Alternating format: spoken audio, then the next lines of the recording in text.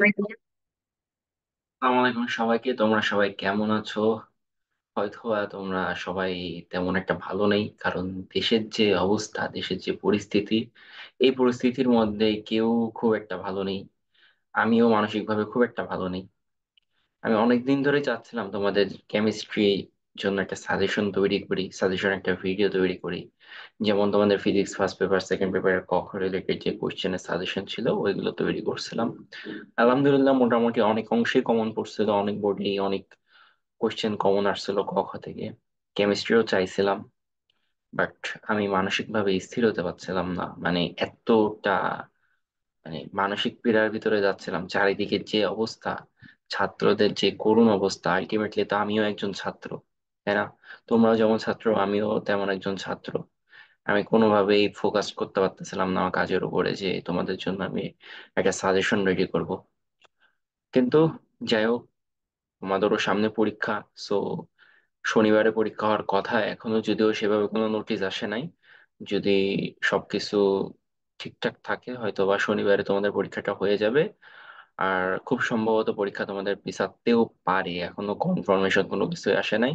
কিন্তু তোমরা মানসিকভাবে প্রস্তুতি নিয়ে নাও যে তোমাদের শনিবারে পরীক্ষাটাই হবে, তোমাদের কোনো এক্সাম পিছাচ্ছে না। এটা তোমরা মানসিকভাবে প্রস্তুতি নিয়ে রাখো। জানি হয়তো বা তোমাদেরও মানসিক অবস্থা খুব একটা ভালো না, অনেকেই হয়তো বা এগুলো দেখতে পাচ্ছ না, ঠিক আছে? সো এখন আর কিছু বলার নাই এই জায়গা। আচ্ছা যাই হোক, আমরা তোমরা যে যা জায়গা থেকে তোমরা প্রতিবাদ করতে পারো, তোমাদের যে আন্দোলন করতেই হবে পরীক্ষা রেখে, ব্যাপারটা তা না। তোমরা এখন চাইলে সোশ্যাল মিডিয়ার মাধ্যমে প্রতিবাদ করতে পারো, তোমরা যদি চাও। হ্যাঁ, এটা তোমাদের ব্যক্তিগত ইচ্ছা। হ্যাঁ, যে কোনো জায়গা থেকে যে কোনো ভাবে প্রতিবাদ করা যায়। যেমন কাজী নজরুল ইসলাম কিন্তু যে যুদ্ধ করে নাই কখনো, কিন্তু তাকে বিদ্রোহী কবি বলা হয়। কারণ কি, সে তার লেখার মাধ্যমে প্রতিবাদ করছিল, তাই না? সো যার যেটা অস্ত্র, সবার ফ্যামিলি থেকে পারমিশন দিবেও না, এটাও স্বাভাবিক। যাই হোক, আমরা ওইসব কথা না বাড়াই, এখন আমরা কাজের কথায় আসি কিংবা পড়ার কথায় আসি। আমরা আজকে গুণগত রসায়ন যেটা আছে, কেমিস্ট্রি ফার্স্ট পেপার, এখানে ক খ রিলেটেড যত ধরনের কোশ্চেন আছে ওইগুলো বোঝার চেষ্টা করব। কেমন টাইপের কোশ্চেন আসে ওগুলো দেখার চেষ্টা করব, ঠিক আছে? আমি একটা সাজেশন তৈরি করছি গুণগত রসায়ন থেকে। আসলে চ্যাপ্টারটা কিন্তু অনেক বড়, তাই না? আমাদের ফিজিক্সের মধ্যে তো 7টা চ্যাপ্টার না, মাত্র 4টা চ্যাপ্টার। এই চ্যাপ্টারটা অনেক বড়, সো এখানে 2টা সিকিউ আসবেই। সো গুণগত রসায়ন থেকে যদি 2টা সিকিউ আসে, আমরা 3 3 6 মার্কস পাবো ক খ রিলেটেড কোশ্চেন। 3 3 6 কিংবা তারও বেশি পেতে পারি, অন্য চ্যাপ্টার থেকেও দেখা যাচ্ছে পড়ছে। সো এই জন্য একটু কোশ্চেনের পরিধিটা একটু ফিজিক্সের থেকে বেশি হবে। কারণ ভাই, ফিজিক্সের 3টা চ্যাপ্টার সমান কেমিস্ট্রির একটা চ্যাপ্টার, এটা তোমরা বিলিভ করো, হ্যাঁ?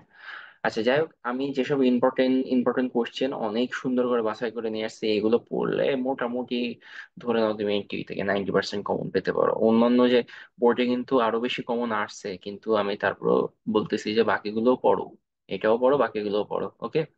প্রথমেই দেখো, হুন্ডের যে নীতিটা, ওইটা তোমাকে লিখতে হবে। এটা খুবই ইম্পর্টেন্ট একটা তোমার জ্ঞানমূলক কোশ্চেন, 1 নম্বরের জন্য আসবে। তারপর অরবিটাল কাকে বলে, তারপর অরবিটাল কি। আচ্ছা, প্রতিবারের মতো আমাদের যে গ্রুপটা আছে না, অর্ডলজি, আমাদের অর্ডলজি প্লাস কিউএনএ যে গ্রুপটা আছে, আমি তোমাদের একটু দেখাই, হ্যাঁ?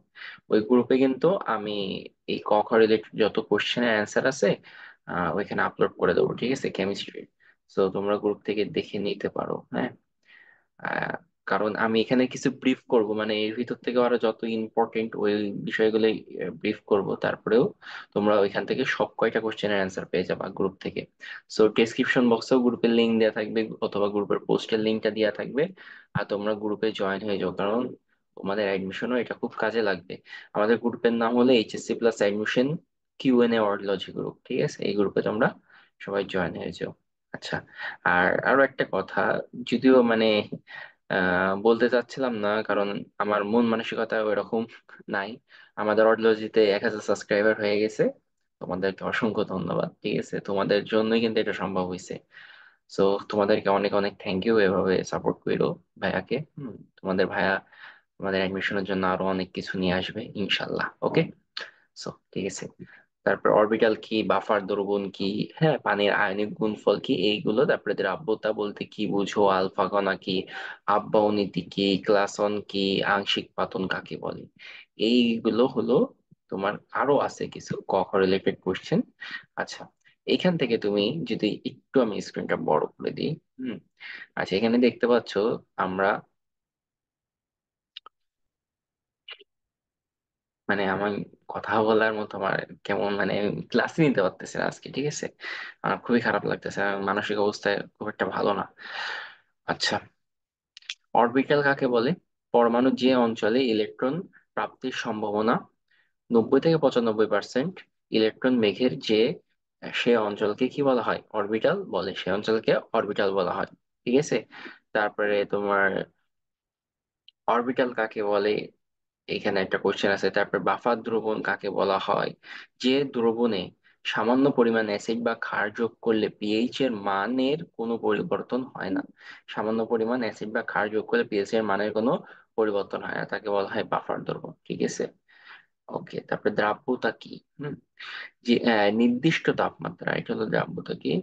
নির্দিষ্ট তাপমাত্রায় 100 গ্রাম, নির্দিষ্ট তাপমাত্রায় 100 গ্রাম দ্রবকে সম্পৃক্ত দ্রবণে পরিণত করতে কোনো দ্রবের যত গ্রাম দ্রবীভূত করতে হয় দ্রবের, সেই ভর প্রকাশককে কি বলা হয়? দ্রাব্যতা বলা হয়। ঠিক আছে।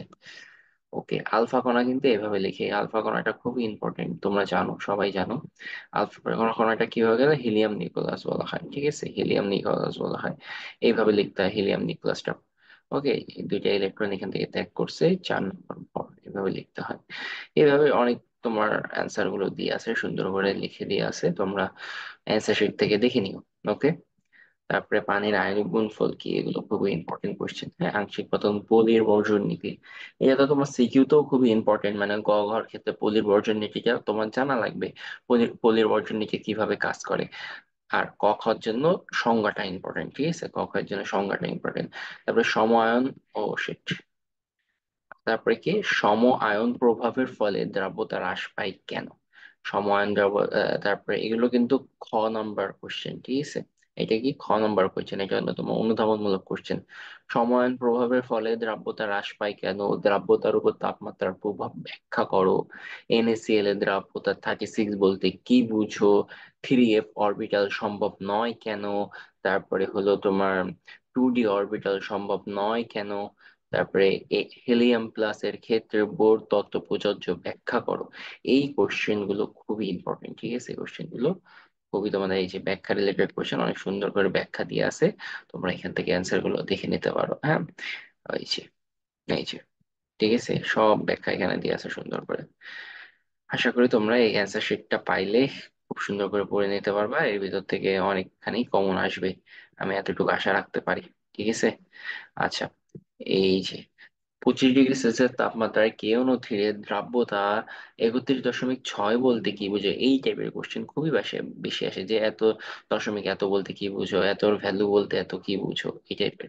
তারপরে ক্রোনোনিয়ামের ব্যতিক্রম ইলেকট্রন বিন্যাস দেখায় কেন? ক্রোমিনিয়াম ব্যতিক্রম, আরো কিছু মৌল আছে যেগুলো ব্যতিক্রম ইলেকট্রন বিন্যাস দেখায়। ঠিক আছে, ওইটা তোমার আলোচনা করা লাগবে। হ্যাঁ, এই যে যেমন তোমার ক্রোনিয়াম কি করে। ক্রোনিয়াম এখানে হলো তোমার এই যে তোমার কি হয়, এখানে 3p6 3d5, তারপরে এখানে 4s1 হয়েছে। ঠিক আছে, 3d5 এর পরে কি হয়ে যাচ্ছে, একটা ইলেকট্রন এখানে চলে আসতেছে, 4s1 হয়ে যাচ্ছে। ওকে, আসলে তোমরা বুঝতে পারছো, এটা হলো ব্যতিক্রম, কিন্তু মূলত এই যে এই পার্টটুকু হলো তোমার মূল ব্যতিক্রম অংশ। এই পার্টটুকু হলো মূল ব্যতিক্রম অংশ। আশা করি বোঝা গেছে। এই তো, এই মাত্র 22টা মতো কোশ্চেন আছে, এই 22টা কোশ্চেন তোমরা খুব ভালো মতো দেখে নিবা। তাপমাত্রা বৃদ্ধিতে দ্রাব্যতার গুণফল বৃদ্ধি পায় কেন? ক্রোমিয়ামে ইলেকট্রন বিন্যাস সাধারণ নিয়মের ব্যতিক্রম কেন? তারপরে FeCl3 এবং FeCl2 এর মধ্যে কোনটির গলনাঙ্ক বেশি? ঠিক আছে, এই টাইপের কোশ্চেন খুবই ইম্পর্টেন্ট, পরীক্ষায় বারবার এইগুলো আসে।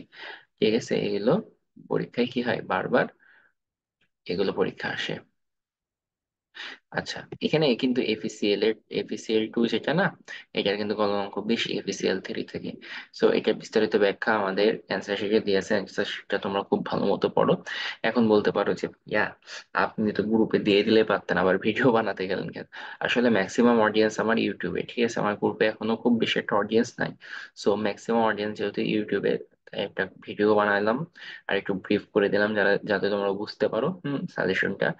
আর ওইটা তোমার গ্রুপে দেওয়ার কারণ হলো তোমরা জানো আমার গ্রুপ ইউটিউব দুই জায়গায় কানেক্টেড থাকতে পারো। দেখা গেল অনেক ইনফরমেশন এমন আছে যেগুলো আমি গ্রুপে দিই, অনেক সলভ আছে যেগুলো আমি গ্রুপে দিই। ঠিক আছে, তোমরা চাইলে নোট শেয়ার করতে পারো সেগুলো গ্রুপে। আরো অ্যাডমিশনে তোমাদের জন্য অনেক প্ল্যান আছে, ওইগুলো আমরা গ্রুপের ভিতরেই করব। এই জন্য আমি চাচ্ছি যে আমার ইউটিউবের অডিয়েন্স গুলো যেন আমার গ্রুপে চলে আসে, আর গ্রুপের অডিয়েন্স গুলো যেন আমার ইউটিউবে চলে আসে। এই জন্য ভাইয়া এই মিলন বন্ধনটা করা, ঠিক আছে। সো আই হোপ তোমাদের ক্লাসটা ভালো লাগলো, আর তোমরাও সাবধানে থেকো, সাবধানে পরীক্ষা দিতে যেও। আহ আল্লাহ ভরসা, পরীক্ষা তোমাদের ইনশাল্লাহ ভালো হবে। এটুকুই, আল্লাহ হাফিজ।